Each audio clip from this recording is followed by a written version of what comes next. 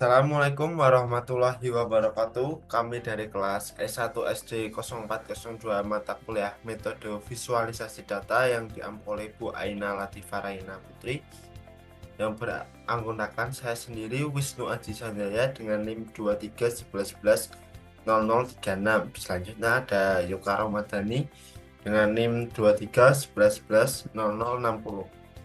Sini kami akan menganalisis data match Facebook menggunakan visualisasi data bubble card, heat map, dan barcode. Lanjut langsung saja mulai pembahasannya.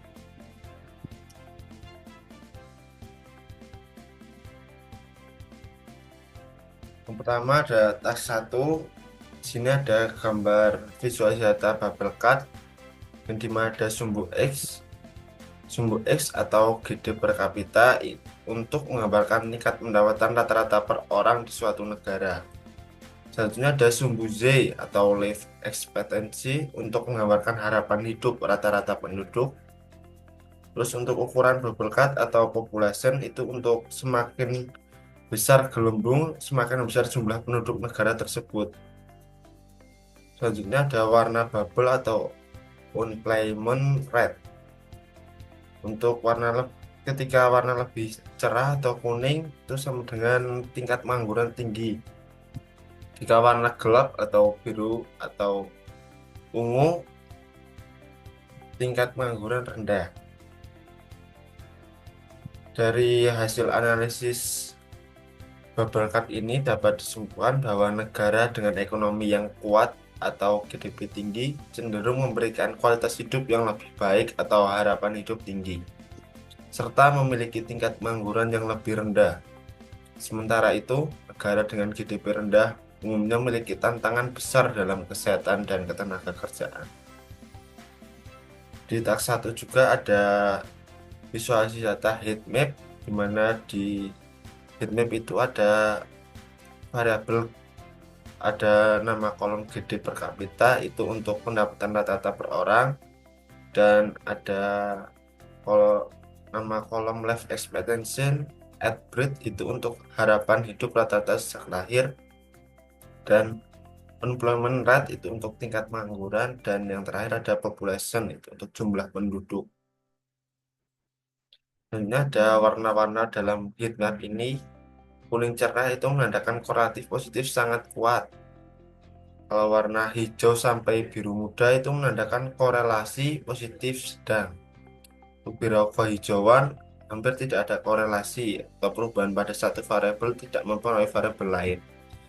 Selanjutnya ada ungu tua itu menandakan korelasi negatif kuat. Dari hasil heat map ini dapat dianalisis bahwa korelasi menunjukkan bahwa GDP per kapita memiliki hubungan positif sedang dengan harapan hidup atau R sama dengan 0,56, dan hubungan negatif moderat dengan tingkat pengangguran R sama dengan min 0,43. Selain itu, harapan hidup juga berkorelasi negatif kuat dengan pengangguran atau R sama dengan min 0,59. Sedangkan populasi nyaris tidak menunjukkan korelasi signifikan dengan ketiga indikator lainnya. Nah, di sini ada teks 2 akan dijelaskan oleh rekan saya Yoka. Saya persilahkan. Ya, baik. Jadi pada teks 2 ini kita membuat dua buah visualisasi data dengan terlebih dahulu melakukan penurunan atau transformasi dari atribut data. Nah, yang pertama itu ada bubble chart, nanti itu ada bar chart. Kemudian pada keterangan dari hasil visualisasinya yaitu P1 horizontal mencerminkan kemajuan ekonomi dan kesehatan atau GDP per kapita tinggi, harapan hidup panjang, pengangguran rendah. Kemudian PC2 vertikal mencerminkan besarnya populasi, ukuran gelembung juga menunjukkan populasi. Yang ketiga ada warna gelembung menggambarkan tingkat pengangguran, yaitu warna ungu rendah, kuning tinggi.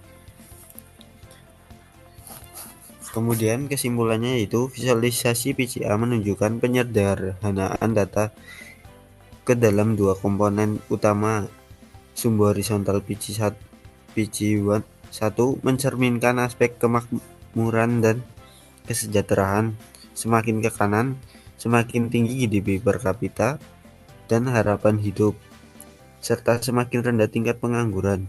Sumbu vertikal PC2 lebih dipengaruhi oleh ukuran populasi di mana negara dengan jumlah penduduk sangat besar muncul lebih tinggi. Ukuran gelembung mewakili jumlah penduduk, sementara warna menunjukkan tingkat pengangguran dari ungu itu rendah hingga kuning itu tinggi. Kombinasi ini memudahkan identifikasi pola dan outlier dalam distribusi negara berdasarkan indikator utama mereka. Next. Nah, kemudian di sini ada bar chart, yaitu keterangannya itu sumbu X menunjukkan atribut-atribut yang digunakan dalam analisis GDP per kapita, life expectancy at birth, unemployment rate, dan population. Kemudian sumbu Y menunjukkan nilai loading, yaitu kontribusi masing-masing atribut terhadap komponen utama.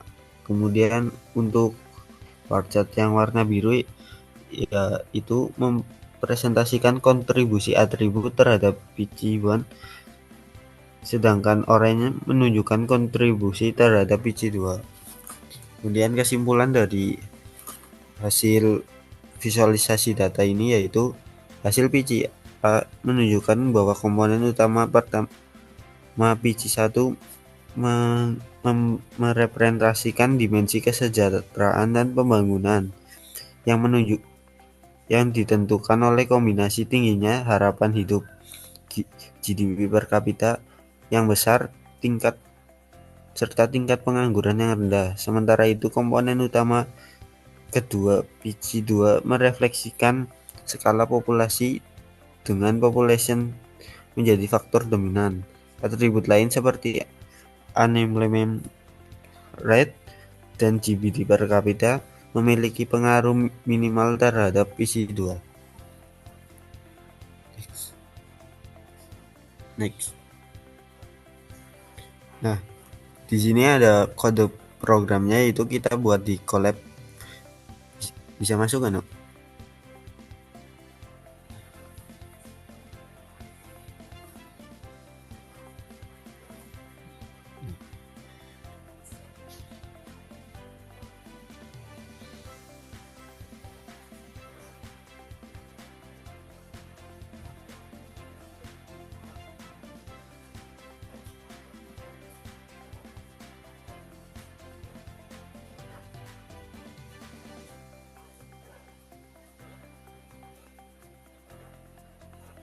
Nah, di tes 1 ini ada kode program untuk visualisasi data bubble chart dan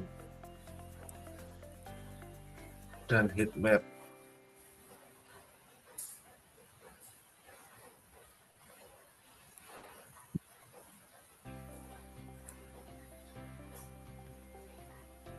Tes 2 juga ada kode program untuk menjalankan bubble chart dan bar chart.